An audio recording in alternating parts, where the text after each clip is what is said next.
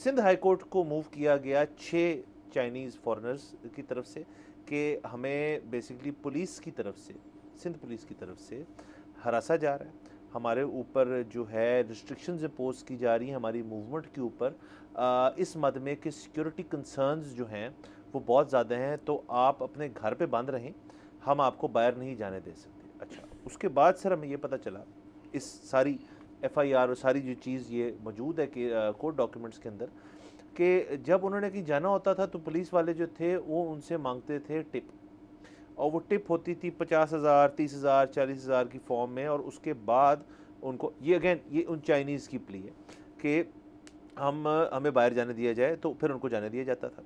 अच्छा सर, इसके अंदर फिर जो सिंध हाई कोर्ट का 2 मेंबर बेंच है, उन्होंने इनमें 3 लोगों को 3 जगहों को, इदारों को फरीक बनाया इसके अंदर। चाइनीज़ एम्बेसी जो पाकिस्तान के अंदर है, जो कौंसलेट है कराची के अंदर, और फेडरल और प्रोविंशियल लॉ ऑफिसर्स जो हैं उनको उन्होंने नोटिस भेजे कि जी आप इस केस के ऊपर थोड़ा देखें क्या हो रहा है, और इसके ऊपर अब तफ्तीश बाकायदा शुरू हो चुकी है और इसके अंदर कोई नतीजा निकलेगा।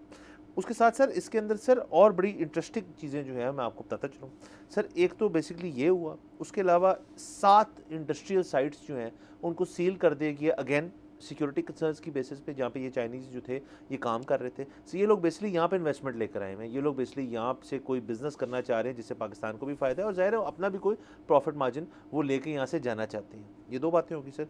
एयरपोर्ट के ऊपर भी सर एक कंप्लेंट्स आ रही हैं कि हम जब थ्रू प्रॉपर चैनल वीज़ा लगवा के यहाँ पे आते हैं तो एयरपोर्ट के पर हमें रोक लिया जाता है, और उसके बाद वहाँ पे भी मामलात जो है कोई ब्राइबरी का शुरू होता है, जिसके तहत हमें फाइनली दाखिला मिलता है पाकिस्तान के अंदर, और उसके बाद फिर ये सारे मामला शुरू हो जाते हैं।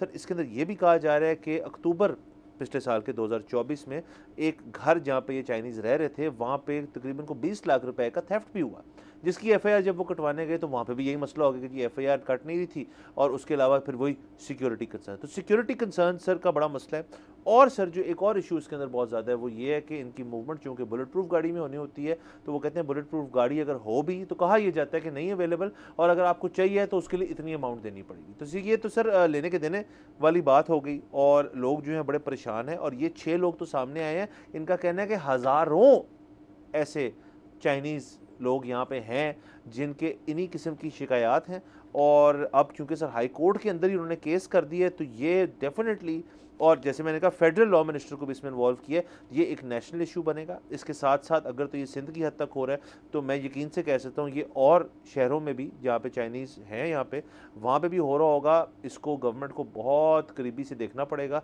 और इस मसले को रिजॉल्व, क्योंकि अगेन ये लोग यहाँ पे टूरिज्म के लिए नहीं आए हुए, ये लोग यहाँ पे कोई और चीज़ के लिए नहीं आए हुए, ये लोग यहाँ पे आए हुए बिज़नेस के लिए, और इनकी हुकूमत जो है और हमारी हुकूमत जो है इस चीज़ को on the face of it encourage करती है। तो अगर तो इनकरेजमेंट के बाद आपकी पुलिस लेवल के ऊपर इसको डिस्करेज किया जा रहा है, तो ये सारे अफसरान, अगर तो ये सारी बातें सच साबित होती हैं, इनको कड़ी से कड़ी सज़ा देनी चाहिए। देखिए, मैं इसमें ना सिंध पुलिस को तो जिम्मेदार नहीं ठहराऊंगा। उसकी वजह ये है कि एक किसी बुजुर्ग ने कहा था कि पुलिस कहीं की भी हो, होती पंजाब पुलिस है। वाह वाह सर। तो लेकिन चलिए, ये तो ज़राए तफन्नन। बाकी बात ये है कि आपने बिल्कुल ठीक ये कहा है, ये जितनी चीज़ें आपने गिनवाई हैं यही तो वो रेड टेपिज्म है।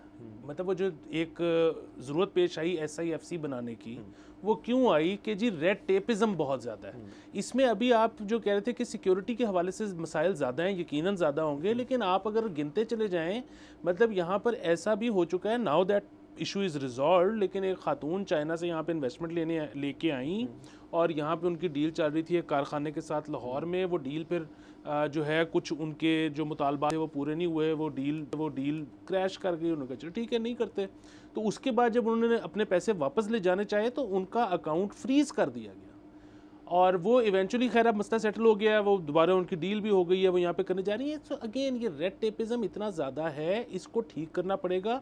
और मैं आपको एक बात बताऊँ, SIFC अगेन नीयत बहुत अच्छी है कि जी हमने रेड टेपिज्म को ख़त्म करना है, लेकिन इसका तब तक फ़ायदा नहीं होगा कि अगर उसके होते हुए आपका जो ऑलरेडी एक जो निज़ाम है ब्यूरोक्रेटिक, वो ठीक नहीं होता।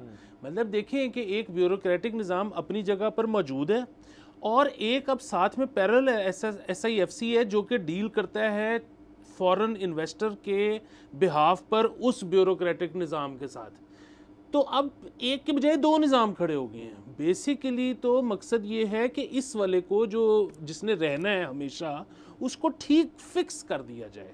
तो अगर ये नहीं हो रहा तो हर किस्म की जो कोशिश है ना वो बहुत काउंटर इंट्यूटिव है। सब्सक्राइब करें और बेल दबाएं ताकि कोई खबर रह न जाए।